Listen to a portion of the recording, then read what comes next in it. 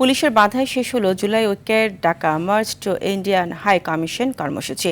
বিকেলে রাজধানীর রামপুরা ব্রিজ থেকে গুলশানের ইন্ডিয়ান হাই কমিশনের দিকে অগ্রসর হলে বাড্ডা এলাকায় বাধার মুখে পড়ে কর্মসূচিটি। পরে সেখানে অবস্থান নিয়ে বক্তব্য দেন মিছিলে অংশগ্রহণকারীরা।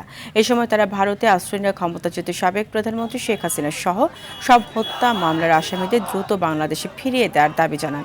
এছাড়া ভারতের এজেন্ডা বাস্তবায়নের জন্য কিছু রাজনৈতিক ব্যক্তি এবং সরকারি কর্মকর্তারা দেশের বিরুদ্ধে অব্যাহত ষড়যন্ত্র করছে বলেও অভিযোগ করেন তারা। এদিকে বিক্ষোভের কারণে সড়কের দুই পাশেই তীব্র যানজটের সৃষ্টি হয়।